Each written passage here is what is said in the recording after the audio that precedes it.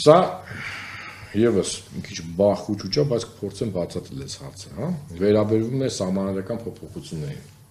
Նոյեմբերի 19-ին Թուրքիայի արտաքին գործերի նախարար Hakan Fidanը հայտարարել է, որ հայ-թուրքական սահմանը կբացվի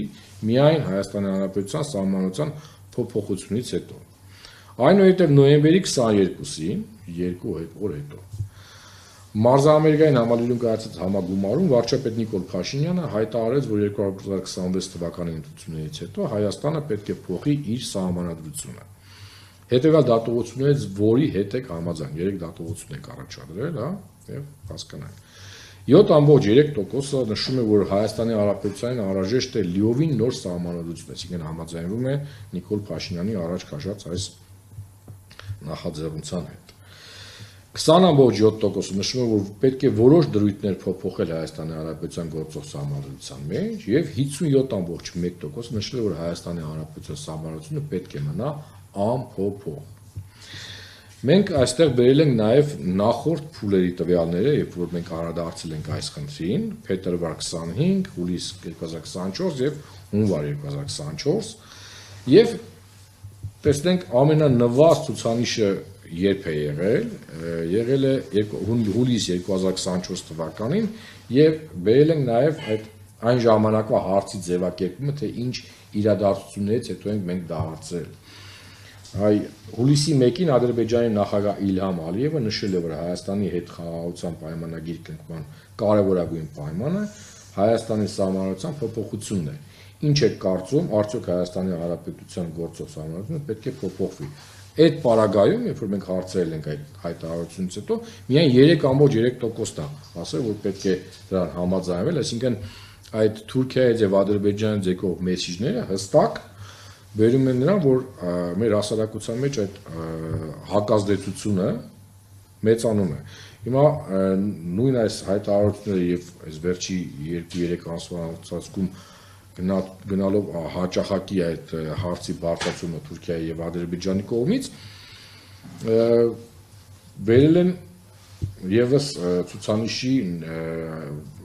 նվազմանը, տեսնենք հունվարի 24-ին, երբ որ միայն Նիկոլ Փաշինյանն էր ասել, որ պետք է փոփոխություն լինի, հունվար 24-ին 13.4%-ը ասել էին, որ միգուցե պետք է փոփոխվի սահմանադրությունը։ Բայց երբ որ կան այդ հայտարարությունները Թուրքիայի եւ Ադրբեջանի կողմից, մենք ունենում ենք նվազագույն ցուցանիշներ եւ նվազագույն համաձայնություն մեր հասարակությունը, որ պետք է փոփոխվի։ Այսինքն ես կարծում եմ, այստեղ նայեք հուլիսի 80.3%-ը նշել է, որ պետք է մնա անփոփոխ, հա, որ մեր հասարակությունը մերժում է այդ արտաքին թելադրումները եւ սա պետք է հաշվի առնվի հետագա եւ իշխանության կողմից եւ նաեւ Ադրբեջանի կողմից, եթե իրանք ցանկություն ունեն իրականում խաղաղություն հաստատել, ապա իրենց կողմից են տորպեդահարում այդ նախաձեռնությունը։ Եվ ամենահետաքրքիր հարցը կարծում եմ, որ ձեզ բոլորին հուզում է, եթե առաջիկա կիրակի օրը լինեն խորհրդարանական ընտրություններ, որ կուսակցության կամ դաշինքի օգտին կքվեարկեիք։ 16.5% նշել են քաղաքացիական պայմանագիր կուսակցություն, ըստ մի փոքր նվազում կա, 0.7 թե 0.8%-ի նվազում իրենք ունեն։ Մեր ձևով շարժումը 7.2%, այստեղ ունենք մենք բավականին մեծ փոփոխություն, ցավոք սրտի բացասական փոփոխություն, նախորդ հարցումները մենք իրականացրել էինք օգոստոսի վերջում եւ իրենք գրանցել են բավականին թռիչքային աճ 13.4 կարծեմ 2% էին գրանցել ցուցանիշը, թե 13.4% եւ դա 5 անգամ ավել էր հունիսի վերջում իրականացած հարցումներից, այսինքն այդ թռիչքային աճը, որը որ գրանցված էր, ցավոք սրտի բացի դրանից որ չի պահպանվել, այլ նաեւ անկում է ապրել։ Այստեղ ես պետք է ասեմ, որ ես այն ժամանակ էլ ասում եմ, որ այդ ցուցանիշը, որը որ գրանցվել էր, դա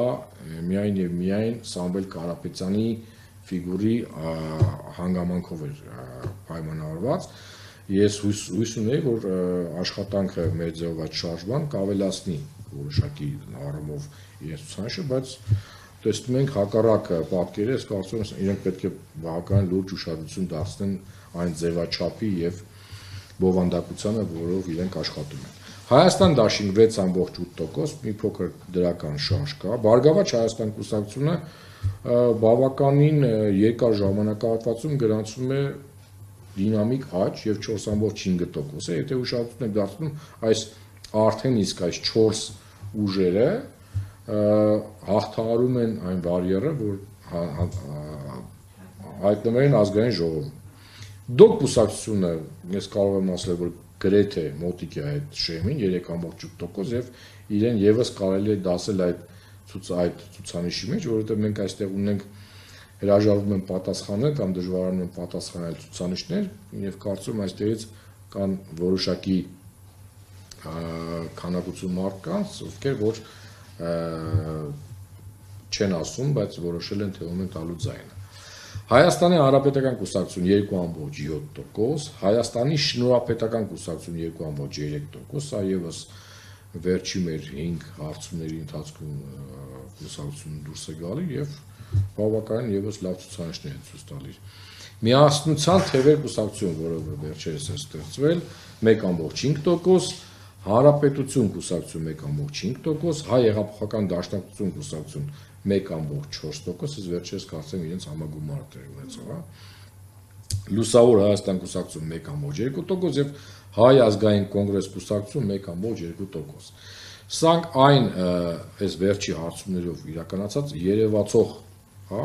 քիչ թե շատ ռեյտինգ ունեցող կուսակցություններ, որոնք որ կարող են ունենալ հավակնություններ կամ հայտնվելու ազգային ժողովում կամ դաշինքային որոշակի ձևաչափով հայտնվեն ազգային ժողովում։ Այլ նշել են 2.4%, հրաժարվել են պատասխանել այս հարցին 10.6%, դժվարացել են պատասխանել 22.4% եւ ընդհանրապես չեմ քվեարկի նշել է 14.1%։